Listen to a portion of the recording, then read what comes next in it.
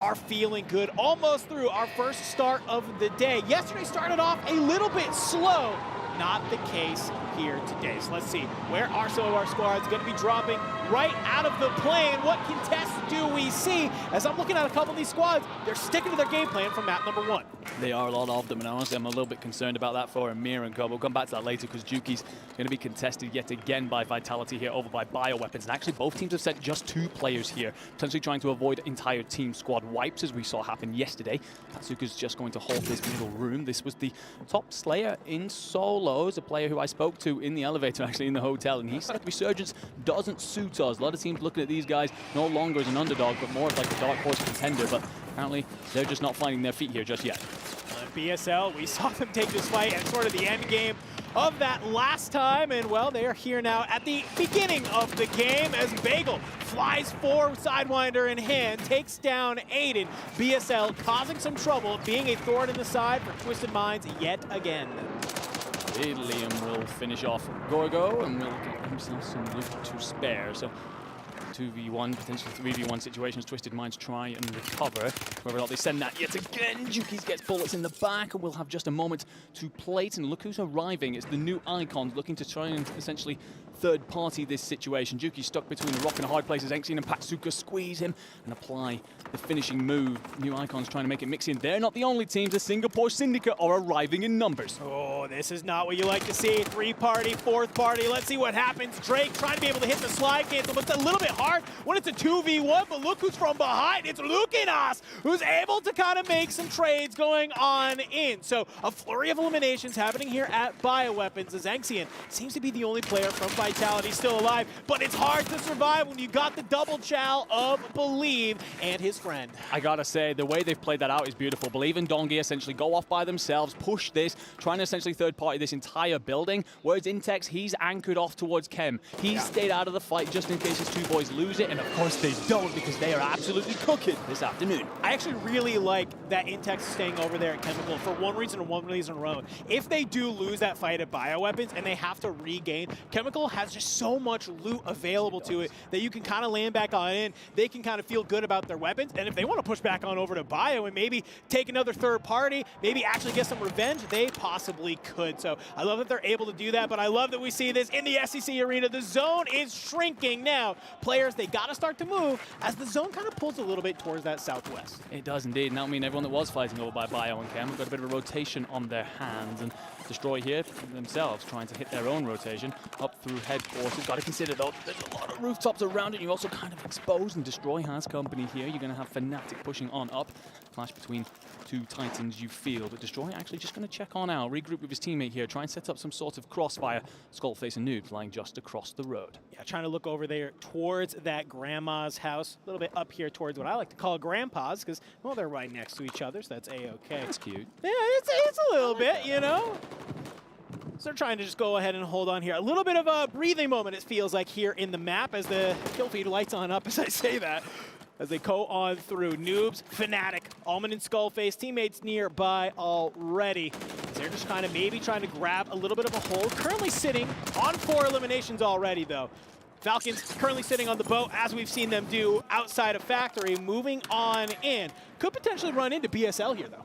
Yeah, absolutely, and this is one of the kryptonite factors that they were facing yesterday. Seymour just called out down on the desk, and it definitely wouldn't have been something that we would have expected, but this playstyle that they have, Soka sits in Stronghold, Shifty and Biffle go off on their merry way, and they were actually running straight through AG Global to do that this afternoon with BSL with a trouble, but it doesn't seem like they're having that problem today after winning map 1, but Dongi here, a lot of company in industry, and we'll find Tommy and Alula here. Got off to a solid start over by Bio, but not going to be enough as Dongi snaps. Dongi spins, Dongi shuts down Lennon, and continuing his impressive map 1 performance, and also going to go back and pick up his teammate Intex. Hey, I don't know if we got any first responders or medical people here in the building, but you might want to go give Lennon some ankle tape, because his ankles do not exist anymore. They are deleted.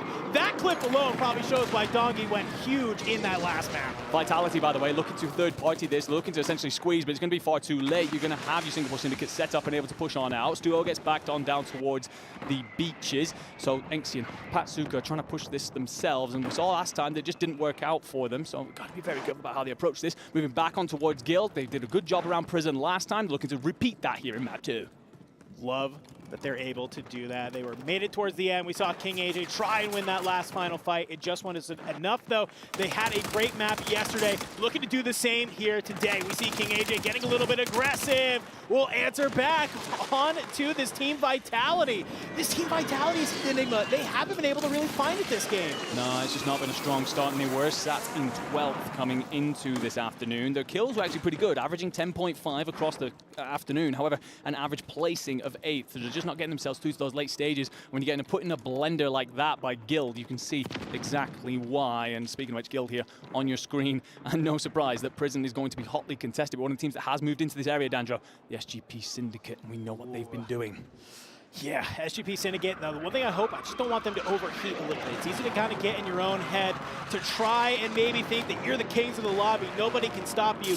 Next thing you know, you're kind of getting slammed, and it's not very fun. So Vitality a little bit on the regain here towards that ammo stash house that I called.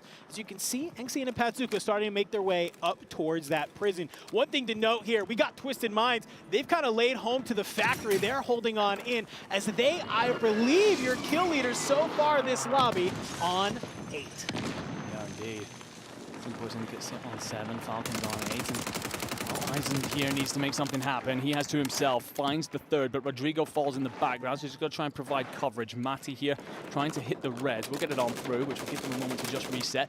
Put a surprise story on our screen here of yesterday, but so map 1, we didn't really see too much in the way of positive news.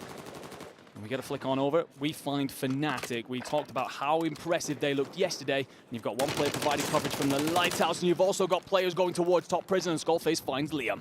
I think Skull's looking to get a little aggro. Yeah, you find the down. You want to be able to get that cleanup. Immediately turns his sights towards Factory. Knight's on top. Has to scurry away a little bit, Skull.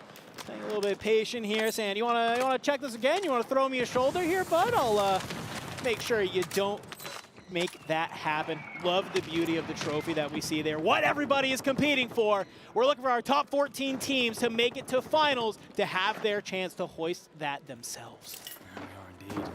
4 teams out here by Circle 3. Those 4 teams being Al Ula, one of the bubble squads that we're talking about. The Gaming Gladiators that continue to struggle. The Singapore Syndicate that had a great game last time out, but fall here. And then the new Icons, again, another little bit of a surprise yesterday, but slow start here on day 2. And those sides will sit and watch on as we see Guild here get pushed up close and actually take a stun, and the stun actually connects with everybody. Skullface escapes as such. Wars is here to reach out. AJ and Vision to try and push on up. Noobs, though, on the outside. You see kind of a little bit of a battle here with Stukex. The smoke goes down, hits some shots through it. We'll be able to find Stukex. Noobs doing a great job of playing a little of the old bait and switch, as I like to call it. The smoke coming on out, thinking that he's just trying to be able to play for some cover, not expecting bullets to come on through, but look at this, King AJ laying in wait, trying to be able to sneak their way, maybe potentially onto the roof. Guild making a similar play like we saw from them yesterday. Yeah, indeed. The one problem is you've got Allman sat in that tower watching on over, so you've got to be careful about how you push that one out. Na'Vi, the squad that I said we should be watching out for, are pushing their way through the living quarters region. And they've actually got company in Team Destroy. You might well have company as well from Team Falcon, so all of a sudden you're trapped between a rock and a hard place because Destroy's going to return some fire. Actually, I agree with this play. Get out, regroup with your teammate. You've got Raul available to you, and Nate Dogg still has 10 seconds of resurgence time. Yeah, I like this. Kind of Destroy. They make a little bit of a heat check, and they say, we don't want to commit to this. We don't have to spend our time trying to take this fight. Let's go ahead. Let's back on up to this building, sort of regroup as a team, figure out what we want to do. We can see Bagel does get taken out by the Twisted Minds, and, well, Na'Vi for now. They got control of this big building, but the Falcons are lurking. They are on the hunt. And that is a terrifying phrase for absolutely anybody. And you got to think that after coming out on top yesterday and then absolutely smashing through map 1, that leash that they might have been on from Soka trying to anchor might have been lengthened just a little bit. And have your fun boys with through to tomorrow. That's what matters. Biffle here looking to play through control center. There's actually going to be no one relatively nearby. So that gives you a moment to loot up, ensure you have everything you need to consider endgame. Yeah, they basically have this entire outside of zone on the sort of northwest side of the map completely to themselves, all right? So we have a couple of teams, though, that are starting to make their way into zone. A lot of buildings that you can hold on through here. Team Destroy kind of trying to grab a couple of these houses. We have Na'Vi grabbing the main big one. BSL looks like they've laid it in the water. They're trying to make some sort of regain. Twisted Minds, though, they've opted towards that factory side to try and hold out some of these people, maybe having to come down from headquarters. One of the rotations that is going to be very difficult here with Twisted Minds being set up is going to be over from that living quarters, and we know that we have Team Destroy over there. We also know that we have Na'Vi. Twisted Minds just try and keep an eye on things. Then again, apologies, next circle could actually squeeze up. So Twisted Minds trying to edge their bets a bit by just sitting one side and hoping it pulls towards them. We saw that same kind of look for Na'Vi yesterday, and actually on the other side of the circle. So if luck repeats itself, then they will have their own rotation. Shifty here, top tower, looking on over. It feels like you've got an ant's nest just below you, but when do you strike? When do you kick it and send everyone sprawling?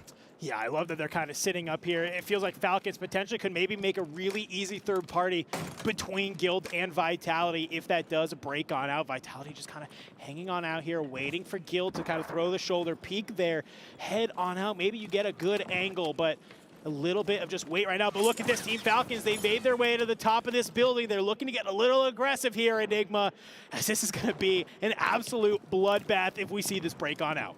It is. And the thing is as well, the Falcons aren't even in zone yet, but I just don't think they care, because Shifty, he's on 7. He's tearing through anything that steps out in front of him. You got to assume that you can hear that Guild lineup just beneath you. And look who's arriving there. Vitality just going to be scurrying underneath, and Shifty actually spots one, gets the crack, but not the finish. The stun will connect. Covering stun, whoever that was, just saved their teammate's life. And Shifty go trying to escape here, but will take bullets in the back, and the circle, is squeezing. You've only got moments here, and you've got to assess your situation and fly. Yeah, I really want to see what the Falcons are going to do here. You're playing in the zone. You're taking a lot of damage right now. Gas mask only for Biffle and Soka right now.